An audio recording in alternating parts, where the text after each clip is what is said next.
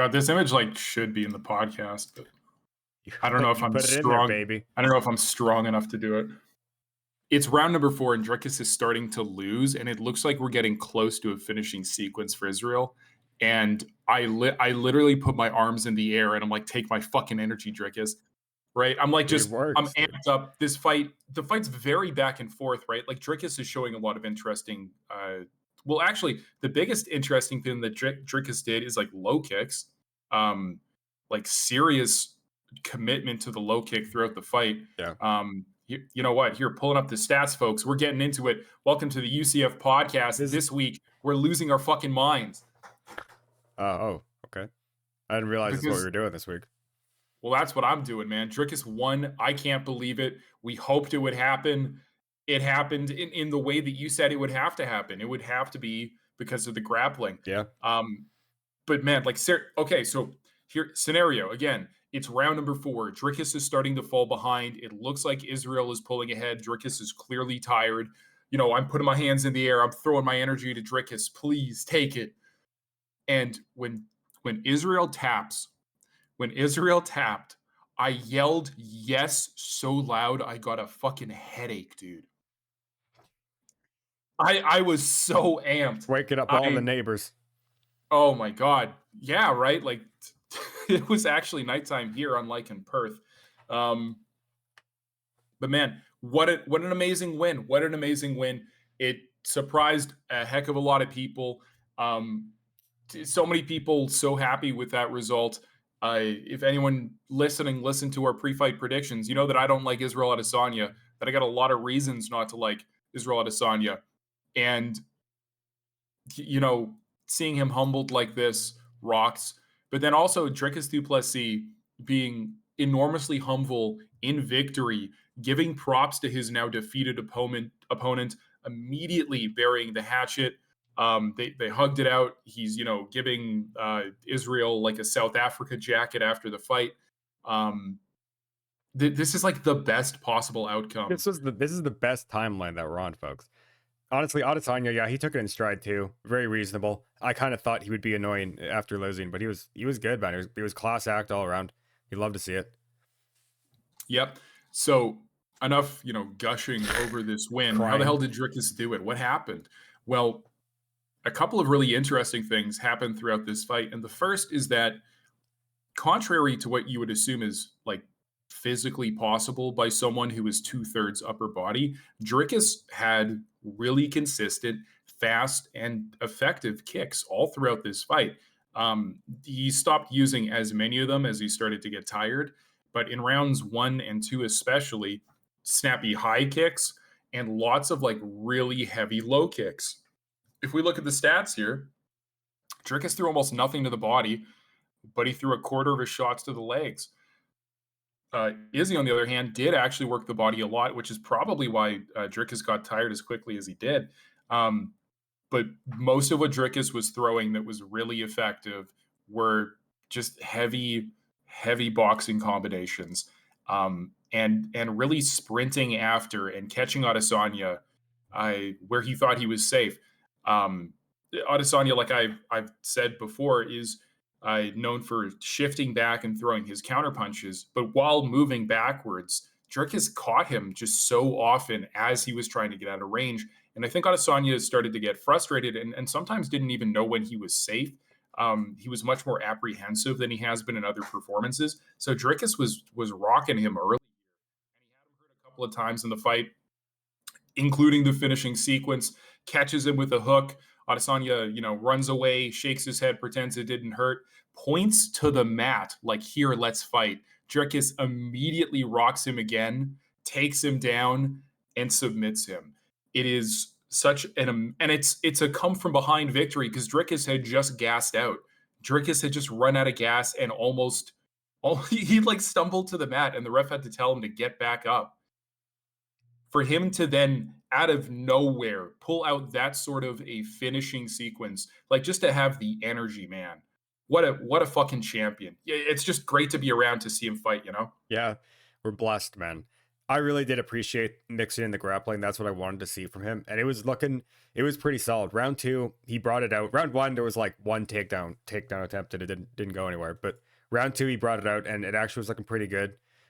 He didn't really get too far with a lot of things, but I mean, he's putting that pressure on. He's going to work. And then round four, man, it was just so easy. And like, obviously, when your opponent's rocked, it's a little easier to just get that rear naked choke. But fuck, man, it was good. It was clean. It was fast. I was happy. I was screaming. I was crying. I think we all were. I think we all were.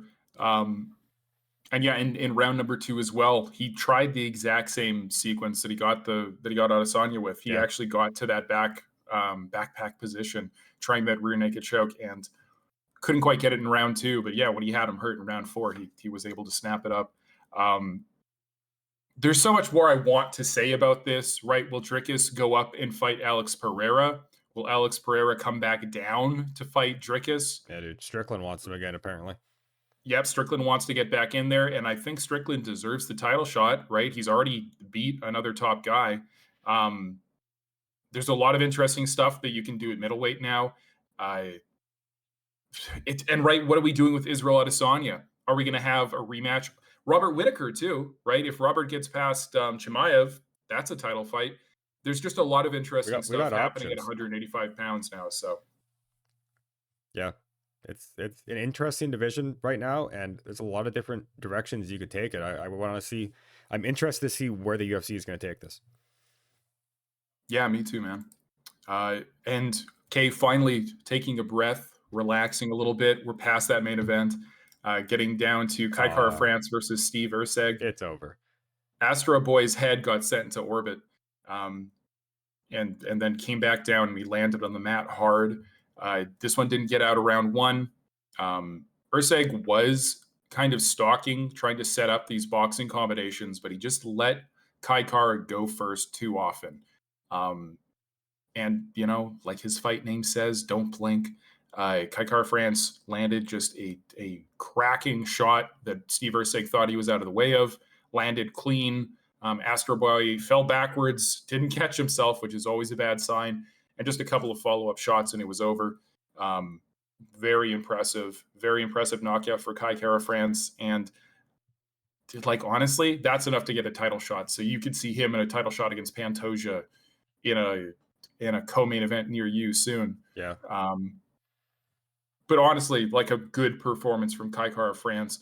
Really silenced a lot of the naysayers, myself included, right? I was counting him out in this one. So awesome performance. I just like Steve Erceg and I believed in him, but fuck, man, he was not looking good out there. He was taking punches that I haven't, like, I don't know. I mean, Kai Kara is very good, right? There's no doubt about that. But this is a guy who went 5 rounds with the champion, you know? It almost didn't seem like the same guy. Like, he was struggling in just ways that I don't think I've seen him struggle before. He's getting hit by things that he usually doesn't get hit by. I don't know, an off day or something. Might be a little bit of cope. I'm not the biggest fan of him or anything, but it seemed a little strange. And I honestly I think Kai Kara, I think he just deserves that title shot, man. If anything, that's my big cope. But Steve Erceg, he's fine. He's okay. He's got to develop still. It's really that Kai Kara is looking really good. And he deserves a shot at it, because I think at this point he's in a position where he could take that shit. Yeah. And frankly, I think Pantoja beats the brakes off of Kai Kara France. But well, I guess we'll wait for that predictions video. Yeah, that's right. Moving down the card. Ooh, this was an awesome fight to watch. They got fight of the night on this one, deserved, I would say. Mateusz Gamrot and Dan Hooker went at it. This was a split decision win for Dan Hooker. I don't think it was that close, honestly. If you look at the striking numbers alone, you can see that obviously it is pretty close for the raw numbers. But what that doesn't tell you is the difference in damage that these guys were doing to each other. Dan Hooker's face blew up immediately, but Dan Hooker's been in so many wars. I was just thinking off the top of my head, how many guys has Dan Hooker had like a just ridiculous punch out with in the past 5 years? Edson Barboza, Dustin Poirier, Paul Felder. God, who else? Arnold Allen. Right, it's just like a who's who of power punchers have punched Dan Hooker in the face. So he has so much scar tissue in his face, he just immediately blows up. Gamrot wasn't hurting him, uh, but he was very fast and he was very accurate with his shots. What was really impressive from Dan Hooker was just not allowing Mateus any of those positions when he was getting taken down, because that would be the big differentiating factor for Gamrot was the takedowns. But he wasn't able to keep Hooker down, and he only got 5 of 15 takedowns. He's shooting 5 takedowns a round. And Hooker was still able to keep this on the feet for most of it. He landed the better shots, and he hurt Gamrot more than once. He ended the fight moving forward. So I pretty confidently thought Hooker had won. I saw some people arguing that Gamrot clearly won, but I didn't see it that way. Yeah, I don't know. These fights are always hard. They're hard to judge. This one, it seems very close, just on straight stats. But yeah, I think if you look at the fight itself, you will see that differential existed. Although to be fair, there is of course the argument of, well, the takedowns. The takedowns mean something, and usually they do. But if you just take them down and there's no damage, it doesn't really matter that much. It's not going to help you out on the scorecard an incredible amount. This is a good fight though, man. This one was fun. I enjoyed watching it quite a bit. These guys. I mean, people always say like, we're gonna go to war, and these guys didn't necessarily do all out war or anything, but they went in there and they went at it, and that's what we like to see out here on the UCF podcast. Damn right. Dan Hooker has been a reliable source of entertainment for his entire UFC career. I can't think of a single shitty fight that he's been in, and now he's getting into the top of the lightweight division, which I don't know if he really belongs there. I don't know if Mateus did either, but this opens up a lot of really interesting matchups for Dan Hooker. After the fight, he started throwing out all sorts of crazy names. One name that he didn't mention that would be a good fight would be Paddy Pimblett, dude. Make that fight. Oh, yeah, that could be cute, actually, yeah. Right? That gives, if you're the UFC, right, from the promoter perspective, listen up, Dana. Dan Hooker, an enormous name, but kind of a limited fighter. Paddy Pimblett, your rising prospect and star, dude, just make it happen. Seriously, if Dan Hooker ices him, everyone loves Dan Hooker. And if Paddy Pimblett gets that win, he gets respect that he desperately wants. So yeah, I think that's a good fight to make. But man, anyone, if they match Dan Hooker up against anyone, I'm gonna watch because he's an awesome you fighter. got it right. Yeah, he's good, man. And moving down the card a little bit more. This was the stinker on the main event, on the main card. Drama, dude. We got drama alert? Drama. Yeah, the judges did suck on this one. Did you hear? Notably, did you hear the guy got replaced after he judged this one? Yes, I did hear that. And it would have been, it's either Howie Booth or David Letherby. I think it was Howie, yeah. But he scored this 30-27 for Tai Tuivasa. Which, if you look, if you watch the fight, if you look at the stats, if you just like meditate on it for a second, you're going to realize that that's impossible.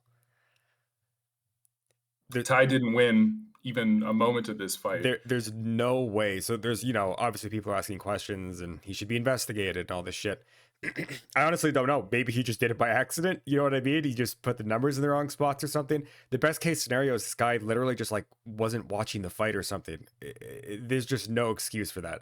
There's like, the fact that a judge was actually removed like mid-event, the UFC doesn't do that shit. We bitch about judges on this podcast every fucking time that we can. That's like never happened. Not recently. One thing to remember with this scenario is that the UFC doesn't have jurisdiction over the judges. That's going to be whichever athletics commission is like certifying the event. So what this means actually is that they usually just don't do anything. They usually just let their officials do whatever the fuck they want, and they're very hands-off. So this Australian commission is just willing to do shit that the American ones aren't. Interesting and noted. Yeah, dude. There's the eternal issue with international fights like this, where it's just kind of a crapshoot. The judges are crapshoot. Refs could be a crapshoot. Kind of sucks, man. But that shit is crazy that you would fucking score this 30-27. Yeah, and since we're talking about the scorecards, that should tell you something about the fight. Jairzinho Rozenstruik is pretty much allergic to an exciting fight. That's why he ran away from Francis Ngannou in their one fight until he was knocked out. Biggie Boy, he doesn't suck, but he's just like a fat counterpuncher, and he's pretty accurate and he's pretty powerful. So guys don't want to rush in on him. And even Tai Tuivasa, I was deterred from rushing in. Just like a disappointing performance from Tai. He hasn't looked good in years. Rosenstrike cruising to a pretty easy victory, even if one judge tried to stop him. Before that, we had an awesome fight. This one exactly like I thought it would, and I'm really happy that it did too, because Carlos Prates is starting to look like a problem at welterweight. The Leech has never been knocked out before, but he was on Saturday. Prates was just a step above. He was faster. He has that really long, lanky sort of build, a small torso, long legs, which lets him poke at you with kicks from a range that you would think you are safe. But his left hand is what got this done. He landed it a few times. If I can, I'll make sure to edit it in right here. Look at how clean that punch is. Holy smokes. Wow. He really did beat the shit out of the Leech. And the Leech was trying, dude. He really was, but he just couldn't get to him. And look at these significant striking accuracy numbers here. Prates at 65%, Lee only hitting 36%. That really tells you what was going on here. Prates was hitting and not getting hit. Yeah, man. This was a really good fight for Prates. I was saying on the predictions, this was a classic kind of feed. You got the, newer UFC fighter going up against the veteran. Now, who wins? Is it experience or is it although I guess Prates kind of does have experience anyways, but he looked a lot better. He's proven, I think, with this fight that he is going to be like a serious contender in this division. I don't know who the hell they put him up against next, but I'd like to see more of him. Yeah, me too, actually. And Prates is coming out of this Team Nerds gym in Brazil. I'm just starting to learn a little bit more about this one. But we have a lot of talent coming from a nerd gym in Brazil. Yeah. And this guy's one of them. Those are the guys who like wear glasses and shit, right? Yeah. Isn't what's his fuck Silva or whatever? Yes. Yeah, he's one of them too. So yeah, I don't know. They're doing some interesting stuff there. Very strange gym producing some killers. So Yeah. Stuff to watch for. If it works, it works. Yeah. And moving down, this fight was drama? stupid. Drama? So something that was mentioned by the commentary team early on this card is that out of the UFC roster, there's a number of fighters with siblings in the promotion.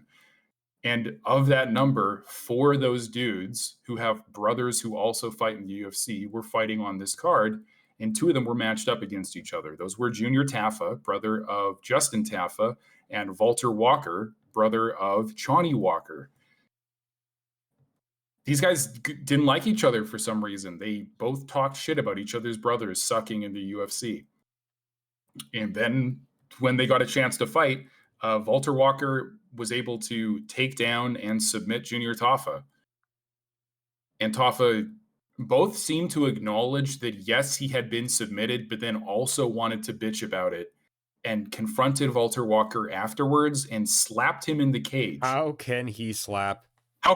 Yeah, so just a very strange result. Walter Walker was also allowed to speak on the microphone by himself without a translator. So I really am unsure exactly what went on between these two, but it seems like Junior Taffa said some things about Walter's brother. I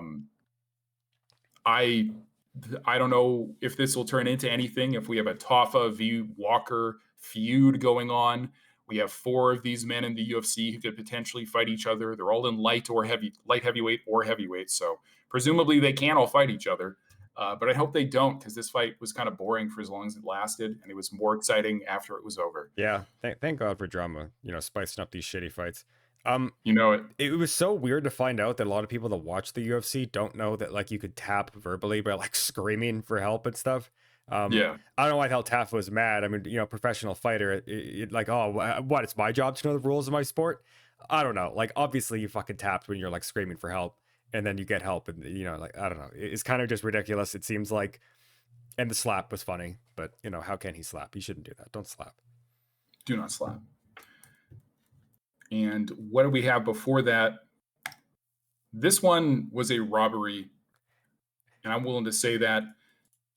But granted, Kulabau fucked around in the last round when he could have been fighting a little bit more seriously. But I thought Kulabau pretty clearly won this fight. I I didn't like what the fuck happened here? Why? How is that even possible? That How he, is it even? So I don't know. like when you look at this stuff, and I didn't watch the fight back or anything, but when you're watching it, like I'm trying to sit there and like make his situations in my mind. Which 2 rounds does he win? Okay, the third is obviously that has to be one of them. That's the only round where he, because Killabau was kind of fucking around. That's one that you're giving to him. Which one of round 1 or 2 are you giving to fucking Ramos? I don't understand. I don't think it was possible. Can you help me understand, Francis? I really can't. All that I can really think is that the showboating of Josh Kulabau pissed off one of the judges, so he gave the round to the other guy. Kulabau in round number 2 really did start to run away with it a little bit and started to taunt. But if you look at these striking numbers in round number 1, right, neither guy was throwing a huge amount or landing a huge amount, but Kulabau connected 10 times to Ramos's 2. Like these striking numbers are huge. And I'll tell you right now, because I watched the fights live, Ramos was not landing with some enormous power that Kulabau did not have. And Kulabau did, in fact, stun Ramos a couple of times on the feet. And Ramos just didn't do that much with the takedown when he got it. I thought this was a pretty clear win for Josh Kulabau. I felt like this was a robbery.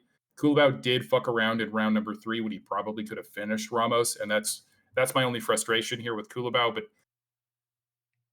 it really just goes to show, if you are a UFC fighter and you are not pushing towards a finish, it as harsh as it is to say, man, you're throwing your paycheck in the air. You just got to be more aggressive. You have to pursue a finish. You're just putting it on a dice roll, dude. With these fucking judges, you have to be doing something. You cannot let that shit go to the scorecards, because they're smoking fucking reefer over there every single time. Yeah, this is like an insane fight. I think it's pretty clearly a robbery. I don't know. What else can you say? That's crazy. Yeah. What else can you say is a lot of what I want to say about Casey O'Neill versus Luana Santos. Now, did I, in fact, pick the wrong fighter in my prediction video? Yes, I did. Do I care all that much? No, I don't. Casey O'Neill showed up with a game plan. Luana Santos did not. I very vividly remember DC saying on the broadcast, Casey O'Neill just has a much clearer idea of what she's doing in the cage right now. That was how kind of amateurish Luana Santos's performance was, which was really disappointing. But man, this fight sucked to watch, and I just don't have a whole bunch more to say. And that one 30-26 scorecard, that's a little ridiculous, but at the same time, it was so one-sided, no one cares. Yeah, man, this one was fucking brutal. I don't know, predictions. Santos at this point was undefeated in the UFC. She's looked pretty good. She does a lot of, she does like groundwork and stuff. She does like no groundwork whatsoever in this fight. She shoots some takedowns. I think she only lands one. It's like, what are you even fucking doing? I don't know. I was like just disappointed. I'm like, you're not even trying. Stop pretending and hit her or do something. And she just did absolutely fuck all. That's unfortunately just sometimes how it is in women's flyweight, women's MMA in general. Sometimes there's someone who just seems like they should be decently solid, but I guess she's only fought shitty fighters, or I don't know, had a bad day. Fuck, I don't know, man. It's kind of ridiculous. So you had a bad day. Like, Jesus Christ. Casey O'Neill did not have a bad day. No, she's dude, holding she's on good, to man. her, I think, number 15 ranking or whatever she had. Props, Good job. She looked pretty good. Now, in the pre-fight predictions video, I was disdainful of Herbert Burns, Herbert the Blaze Burns, and I feel so vindicated for my disdain, because Jack Jenkins beat the shit out of Herbert Burns, got into trouble on the ground maybe once, but was able to survive. Jack Jenkins has the surprising statistic that he's broken 2 dudes' legs with leg kicks. Wow. Yeah, wow. He finished this fight by damaging Herbert Burns' leg until he could not stand. And when the referee told him to get up, he could not get up, and the fight was waved off. Burns was also getting his ass whooped on the feet, hand-wise. But if we scroll down here, It only took 19% of his strikes to really deal that damage, but that's all Jack Jenkins needed. This one was ended in the third round. Just a brutal accumulation of damage. But Herbert Burns, it's like I said before, man, that he's just got quit in him, and he chooses to quit when it gets hard. Yeah, he kind of sucks ass. Not gonna lie. Didn't look very good. Didn't do very much. And as it turns out, that makes you lose the fight. Yeah, and there's a picture. I'll see if I can find it actually. I saw it online of Herbert Burns being carried by his brother Gilbert Burns, a much better fighter. Um, but yeah, I guess he couldn't walk after, and that does suck. Yeah, walking it's pretty important actually. We've all been there. I'm a fan. Before that, Tom Nolan, Big Train, whooped Alex Reyes for 3 rounds. The Executioner luckily was able to avoid being knocked out again, as he was in his first 2 UFC fights. I learned a little bit more about Alex Reyes on fight night. You know, it's so nice sometimes when they read off those little factoids and you go, oh, now I understand.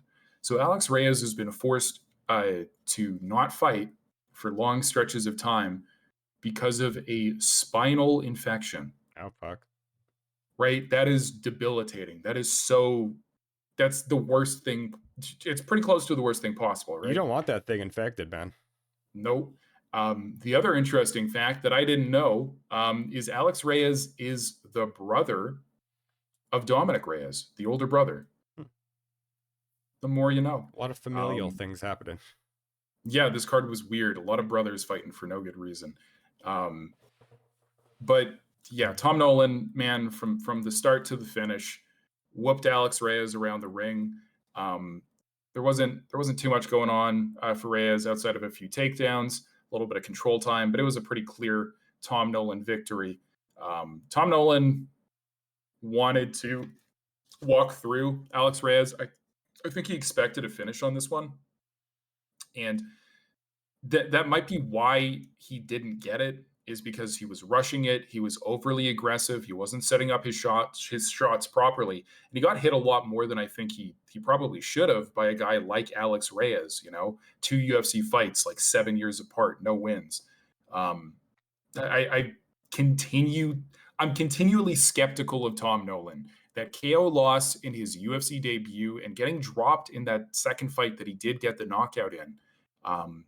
The guy, he lets himself get hit. He's going to suffer a serious knockout loss at some point, and I think it's going to be downhill from there, but we haven't found that point yet. Yeah. I think that is almost like exactly what's going to happen. He should not have been getting hit by Alex Reyes like he was getting hit. The fact that in round 1, these guys have an equal amount of significant strikes, that just shouldn't be fucking happening, right? He's reckless. He's doing dumb shit that he shouldn't be doing. He should be a little more relaxed. He's got control of the fight essentially, right? Like the whole time he's on the front foot, but he just goes in there and he's just tagged by shit. I mean, I think everyone's getting a little nervous. Look at that minus 1200, man. Could you imagine being the guy who bet $50 on Alex Reyes watching this shit? He clearly wins it, but I think it should have been a finish, or at the very least, it should have been a little cleaner, a little more dominant. It's one of those ones where the guy wins and you're just like, yeah, like you won, but you couldn't knock out Alex Reyes, like. Yeah. Kind of the same feel in Song Kenon versus Ricky Glenn. Shout out to Clark for picking Song Kenon. Glory to the CCP. Yep. Ricky Glenn, he had one good punch, which wasn't even aimed. He just threw it while shooting a takedown, and it checked Song Kenon. But after he cleared the cobwebs, Song realized that he could hit Ricky really whenever he wanted and as much as he wanted.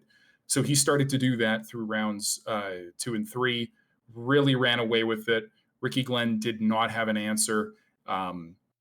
As you can see, Ricky Glenn really mixing up the targets, just trying to keep Song off of him. And 74% of the shots by Song going to the head. He was just punching Ricky Glenn in the head over and over again. Got pretty close to a finish at points, but wasn't able to put him away. It was pretty clean, though. Song's defense sucks, but Ricky just couldn't even hit him once Song started to come forward. So decent win for the Assassin, but frankly speaking, I think he loses to most other welterweights. Yeah, this isn't some like huge breakthrough for him or anything like that. I kind of didn't expect it to go like this. I thought maybe some sort of split decision scenario, but he actually controlled it pretty well. He looked pretty good, but that again is probably just because Ricky Glenn did not look very good at all. Kind of shocking. I thought it'd be a little bit of a closer fight, but you know, Song took control of it and he kept control of it. Good for you. Got to agree. And moving down to the start of the card, Stuart Nickel lost his UFC debut against Jesus Aguilar. Aguilar missed weight by quite a bit, actually, for this one, which sucks. But he, took advantage of the moment, was able to secure a first-round guillotine choke. Awesome performance. Not too much more to say about this one. When asked about missing weight, Jesus Aguilar did what I can only describe as the best no, but I don't speak English impression that I can think of, really. But then just continued to thank the crowd immediately after. Like just the the most obvious smoke and mirrors. Yeah. No, don't ask me that. I can imagine, but a good win for him nonetheless. Yeah, no, it was looking pretty solid, honestly. Just don't miss weight, asshole. Fuck you. Yeah, seriously, make weight, dude. But yeah, this was UFC 305, Duplessis versus Adesanya. I still, man, it's like pinch me, dude. Did Dricus actually do that? I can't believe it, man. I'm watching the interviews today, of like Dricus talking about what's next. Man, I'm just so excited for what's next at middleweight. I haven't been excited about middleweight since like the Romero, Robert Whittaker era. That was the last time I was really excited about middleweight. So we're back, dude. We're back. We are so fucking back, ladies and gentlemen. And we'll see you next time. Take her easy until then. Goodbye.